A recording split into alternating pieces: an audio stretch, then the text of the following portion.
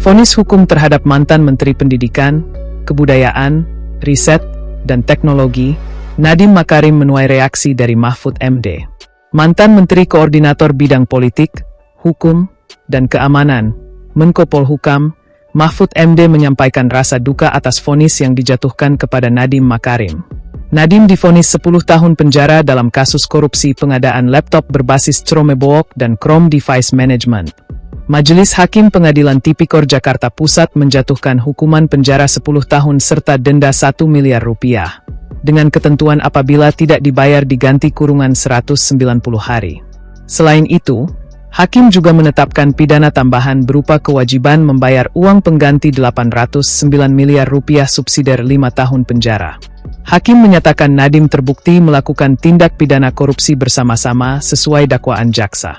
Dalam pertimbangannya, Majelis Hakim menilai perbuatan Nadiem dilakukan secara terencana dan menimbulkan kerugian negara. Sebagai catatan, istilah subsidiar berarti hukuman pengganti apabila kewajiban utama, misalnya pembayaran denda, tidak dipenuhi. Sementara itu, hal meringankan antara lain adalah bahwa Nadiem belum pernah dihukum sebelumnya. Atas putusan hakim ini, Mahfud mengaku merasa sedih, meski sejak awal dia sudah menduganya. Saya tentu saja ikut sedih. Taruhlah kalau itu dianggap sebuah malapetaka. Turut berduka kepada Nadiem dan keluarganya, kata Mahfud, Selasa, 20 Juni 2026, dikutip dari YouTube Mahfud MD Official. Meskipun sebenarnya secara politis ya, bukan secara yuridis, sejak awal saya menduga akan ada vonis itu seperti yang terjadi sekarang, meskipun saya tidak membayangkan akan seberat itu, tambahnya. Mahfud pun mempertanyakan alasan yang mendasari upaya yang dinilainya seolah-olah menggiring Nadiem ke dalam kasus tersebut. Sebab, jika dilihat dari sisi politik, tidak jelas apa persoalan politik yang melatar belakanginya. Ini apa sih masalahnya gitu? Seperti digiring agar Nadiem masuk, tetapi sesudah dilihat secara politis, apa sih masalah politisnya? Kita juga ndak tahu. Logikanya ndak masuk kalau Nadiem itu dipaksakan. Tapi kalau mau dikatakan itu rekayasa politik apa? Dia ndak punya musuh, ndak punya grup atau gerbang politik, ndak punya bisnis yang masuk catatan agak hitam, itu kan ndak ada, papar Mahfud. Mahfud berharap Nadiem beserta keluarganya tetap tabah karena proses hukum masih belum berakhir dan terdapat upaya hukum lain yang dapat ditempuh. Mahfud menilai bahwa hukuman yang dijatuhkan kepada Nadiem cukup berat. Sebab jika dihitung total hukumannya 15 tahun penjara jika uang pengganti sebesar 809 miliar rupiah tidak dibayarkan. Sehingga akan diganti dengan pidana selama 5 tahun.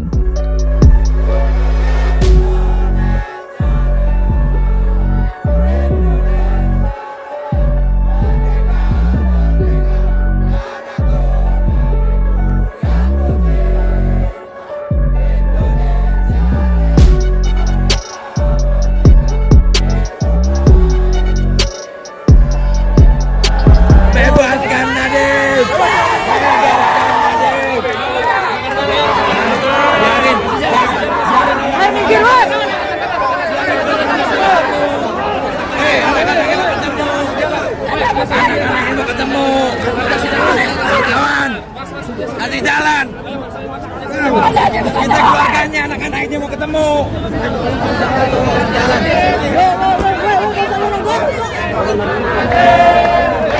Woi, jangan dorong-dorong, Mas.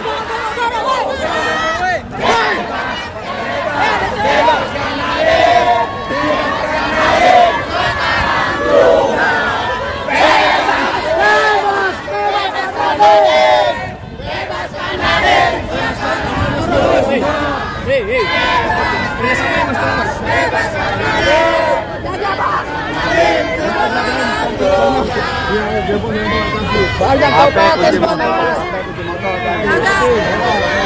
copet. Woi, ngapain sih? Woi, jangan dorong, sabar. Mas, tolong Mas. Tahu tempat. Kondisi Mas.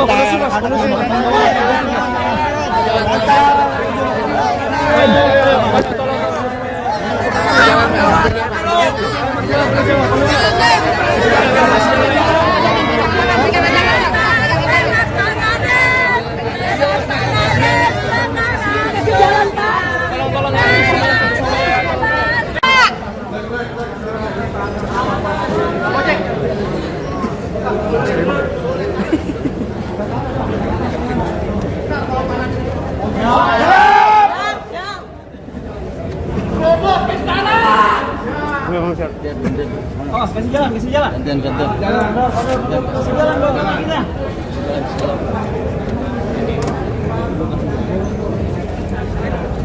Kasih jalan.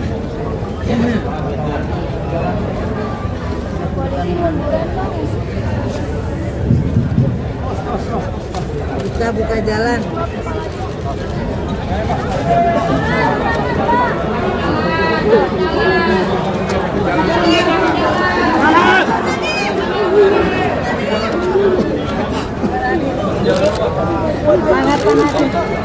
Semangat.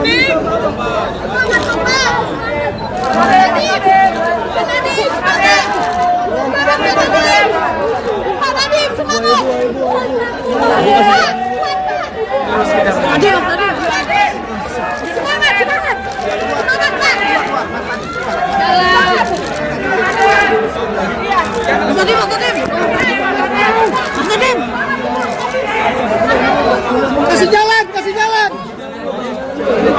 Kasih jalan, Pak. Ntar bisa apa, Pak? Semangat, Pak.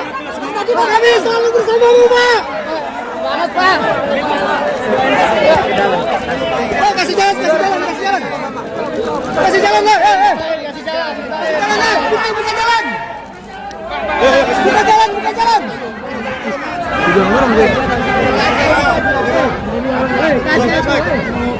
Dorong. Keluar, Bek. Yuk, kasih jalan. Dorong terus. Ayo. Kasih jalan. Kasih jalan.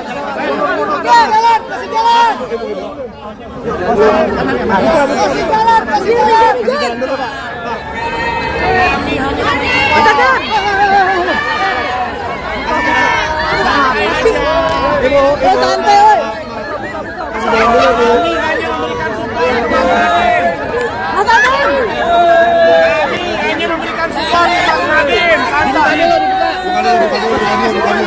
Santai,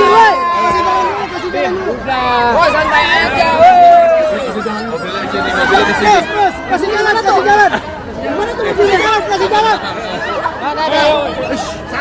Santai aja.